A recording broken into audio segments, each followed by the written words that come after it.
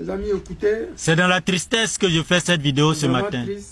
En réalité, ma mère a fait un AVC et j'ai rencontré des problèmes auxquels nous sommes tous confrontés quotidiennement au sein de nos hôpitaux que je voudrais partager avec vous aujourd'hui.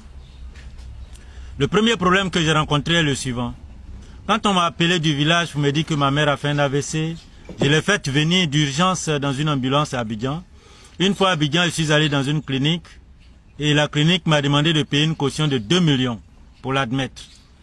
Donc, si votre malade est dans un cas grave et que vous n'avez pas beaucoup d'argent, on va le laisser mourir comme un poulet. N'ayant pas pu payer la caution de la clinique, le deuxième problème auquel je vais être confronté au CHU d'Angré est le suivant. J'arrive avec elle, on me dit qu'il n'y a pas de place. Alors, nos hôpitaux publics fonctionnent un peu comme des véhicules de transport en commun, tels que les Gbaka. Souvent, il y a la place, souvent, il n'y a pas de place. Et quand on vous dit qu'il n'y a pas de place, on ne s'occupe plus de vous. Vous pouvez mourir, ce n'est pas leur affaire. Et quand vous mourrez, on va quand même accepter de mettre le corps à la morgue parce qu'il faut payer. Deuxième cas de non-place, au CHU de Cocody, il y a un jeune gars qui a fait un AVC à Bangrou, à plus de 200 km d'Abidjan. L'ambulance est venue d'urgence avec son corps au CHU de Cocody. Arrivé là, on dit qu'il n'y a pas de place. Et les parents devraient aller voir au CHU de Treichville s'il est à la place. Je ne sais pas si ce jeune est mort ou si on a pu sauver sa vie. Troisième cas, il y a 2 jeunes qui ont été poignardés à Yopougon, mortellement. On voulait retirer leur téléphone, ils se sont opposés et ils ont reçu des coups de couteau dans le ventre avec les intestins dehors. Ils sont venus avec les 2 d'urgence aux urgences de CHU de Cocody. On a accepté un, le deuxième on dit il n'y a pas de place, il est décédé. C'est triste. Au-delà, après le CHU d'Angré, j'ai pu avoir une place au CHU de Cocody. Une fois au CHU de Cocody, j'ai constaté que les examens médicaux, même un examen de sang, doivent se faire en dehors du CHU de Cocody. Ce n'est pas normal, il faut qu'il y ait des équipements pour que les examens médicaux puissent se faire sur place, car ce n'est pas toujours facile de déplacer ces grands malades pour aller faire des examens. Quatrième problème, vu que les examens ne peuvent pas se faire sur place et qu'il faut le faire à l'extérieur, il y a une ambulance qui accompagne les malades, mais pour tout le grand CHU de Cocody, pour tous les services du CHU de Cocody, il y a une seule ambulance, un vieux Gbaka, où il n'y a même pas de climatisation, il n'y a aucun équipement. Alors, je suis allé faire un examen de ma mère avec ce Gbaka, mais chemin faisant, j'ai dû couler les larmes parce que j'ai constaté que sur la route, s'il y a un problème, ben, le malade décède parce qu'il n'y a pas d'intervention. Et on va juste jeter son corps à la morgue. Problème 4. Il s'agit de l'accueil. Il nous revient constamment que certaines sages-femmes insultent copieusement nos mamans à l'accouchement, à telle enseigne qu'elles n'ont plus le courage de tomber enceinte. Aussi, dans le service au 10e étage, quand ma maman était sur un lit d'hôpital, dans ce service, les infirmiers essayaient de faire une perfusion et n'y arrivaient pas. L'aiguille est placée dans la chair et son bras s'enfle considérablement. Je vais solliciter le service d'un médecin, certain docteur Nguessan, pour voir s'il peut aider à faire la perfusion. Il a osé me dire que lui, il est médecin, qui ne fait pas de traitement. Alors, j'espère que quand sa mère ou l'un de ses parents tombera malade et qu'il faudra faire une perfusion, il laissera les infirmiers faire la perfusion, puisque lui, en tant que médecin, il ne fait pas de traitement.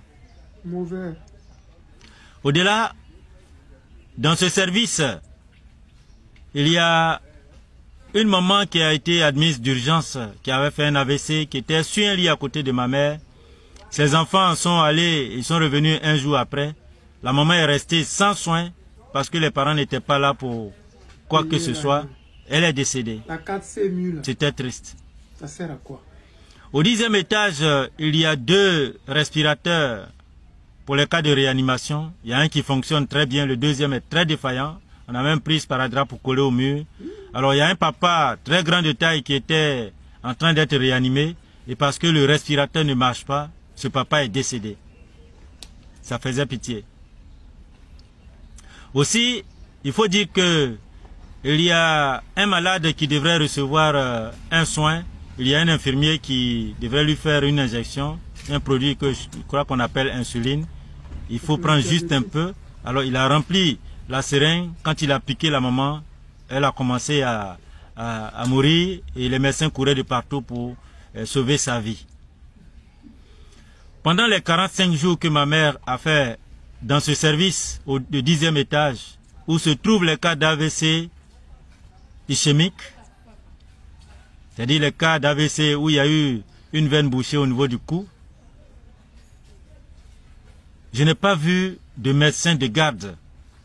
Donc pendant la nuit, tous ces grands malades sont entre les mains des infirmiers. Il n'y a que des infirmiers qui font la garde, pas de médecins.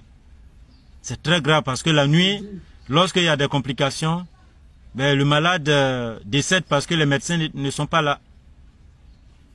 Et les choses sont telles que quand tu pars, le lendemain, tu reviens, celui qui est à côté, il n'est plus là, son corps est parti à la morgue. Ouais. Si tu as pu trouver ton malade, vraiment, c'est avec beaucoup de chance. Il faut que cette situation cesse parce que ce service du 10e étage est coiffé par 2 professeurs agrégés, une dame et un homme. Il faut que les choses soient faites convenablement. C'est bien d'avoir dénoncé. Alors dans le cas de ma mère, elle est rentrée dans le service avec son sachet de médicaments. Il y a un produit qu'elle prenait, un comprimé de 40 mg. Les médecins ont prescrit le même produit, c'est-à-dire la même molécule, mais cette fois-ci, des comprimés de 20 mg. Donc, comme c'est 40 mg pour le traitement par jour, elle devrait prendre 2 pour faire 40 mg. Donc, on lui donnait le même médicament de 40 mg et l'autre de 20 mg, 2 comprimés. Donc, elle prenait un comprimé de 40 mg et elle prend 2 comprimés de 20 mg, soit 80 mg au lieu de 40 mg. Et c'est un mois plus tard que ces médecins-là se sont rendus compte qu'ils ont prescrit par erreur un même médicament. Ouais. C'est grave. C'est grave, vraiment. C'est grave. Des malades qui sont de grands malades, qu'on se trompe dans la prescription de leurs médicaments, ben c'est un peu comme si on les accompagne là. Bien sûr. Alors, il faut que le ministre de la Santé prenne des dispositions pour essayer de voir de près ces problèmes qu'il y a au niveau de nos hôpitaux pour que on puisse y aller en toute sécurité. Parce que les choses ne vont pas bien, ceux qui ont les moyens préfèrent aller à l'étranger, soit dans un pays d'Afrique ou en Europe pour des soins. Or, si tout fonctionne bien au sein de nos hôpitaux, que ce soit un ministre, que ce soit le président, que ce soit un député, ben on va tous se soigner sur place. Une vie égale à une autre vie. Faisons en sorte que nos hôpitaux fonctionnent comme il se doit. Et quand on parle de médecins, il y a des médecins qui sont très professionnels, qui font leur travail consciencieusement, qui respectent les protocoles et les standards attendus pour les soins. Ceux-là ne sont pas concernés. Mais il y a certains qui ont des comportements tels que vraiment ils n'ont pas leur place dans le domaine de la santé. Peut-être qu'ils y sont allés pour de l'argent, mais il faut qu'ils se reconvertissent ailleurs parce que ils font trop de victimes. Et c'est très malheureux.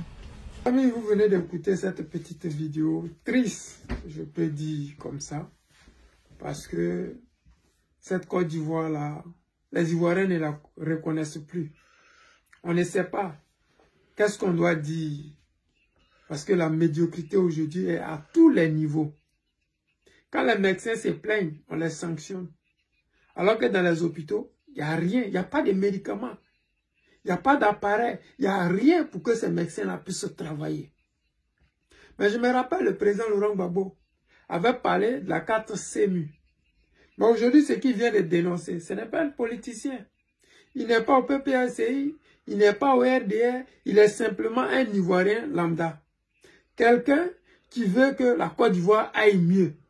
Quelqu'un qui veut que nos enfants, ses enfants, les amis de ses voisins puissent se soigner bien, convenablement. Mais quand tu le dis, et que nous on récupère et qu'on en parle, ils finiront par dire qu'il a dit PPACI, c'est un opposant, il est jaloux d'Alassane, c'est pour cela qu'il dénonce. Mais quand tu lui as parlé, il a dit le nom de personne. Mais quand le président parlait de la carte CEMU, les gens disent, oh, ça existe déjà. Mais toutes ces personnes dont tu parles, et qui disent qu'ils sont décédés, ils sont décédés, ils sont décédés. Mais je pense que la carte CEMU en Côte d'Ivoire est obligatoire. Je cru avoir entendu que pour déposer tout dossier, que ce soit universitaire, scolaire, tu dois présenter la carte CEMU. C'est-à-dire que Ouattara a fait de la carte CEMU quelque chose d'obligatoire. Comment comprendre que des gens viennent à l'hôpital, malgré qu'ils ont la carte CEMU, on les laisse mourir. Il y a ces deux jeunes qui ont été poignardés. Et un décédé simplement parce que il n'y a pas de place, parce qu'ils ne peuvent pas les soigner. Les parents des gens viennent, ils décèdent parce que les enfants n'ont pas d'argent. Mais quand on vous parle d'une carte CEMU, moi je dis si je me lève, je vais à l'hôpital, je suis soigné gratuitement. C'est parce que j'ai une carte CEMU. Ça ne s'appelle pas CEMU ici, mais c'est l'équivalent. Si nous menons ce combat-là, ce n'est pas une affaire de Gbagbo Laurent. C'est une affaire du bien-être des Ivoiriens ou des ressortissants, je ne sais pas, des autres pays vivant en Côte d'Ivoire. Ici, on profite du travail des autres. On les soignait gratuitement. Je ne suis pas du pays d'origine, mais je suis soigné gratuitement. Pourquoi? Parce qu'il y a un système, de santé qui est mis en place qui sert à tout le monde. Mais en Côte d'Ivoire, on préfère arnaquer les Ivoiriens, on prend les agents et on va, je ne sais pas, financer les terreaux au Mali. On prend l'argent des Ivoiriens pour aller financer la désinformation. Si les chaînes de télé, françaises, parce que faire croire aux Ivoiriens que tout va bien en Côte d'Ivoire, c'est mentir aux Ivoiriens. Vraiment, ça fait pitié. Il a mon soutien. Et je dis aux Ivoiriens, quand les gens vous font croire que le fait que Gbagbo soit candidat, c'est un problème, ce n'est pas vrai. C'est parce que le vrai problème dont parle le président Laurent Gbagbo dérange, que ce soit en Occident ou en Afrique. Les gens ont besoin des dirigeants qui ne pourront pas incarner la lutte de la souveraineté. C'est pour cela, coûte que coûte, on ne veut pas qu'il soit candidat. Mais c'est à nous, c'est à vous de décider. Si nous voulons vivre dans cette misère morale, physique, ou si nous voulons définitivement mettre fin à ça.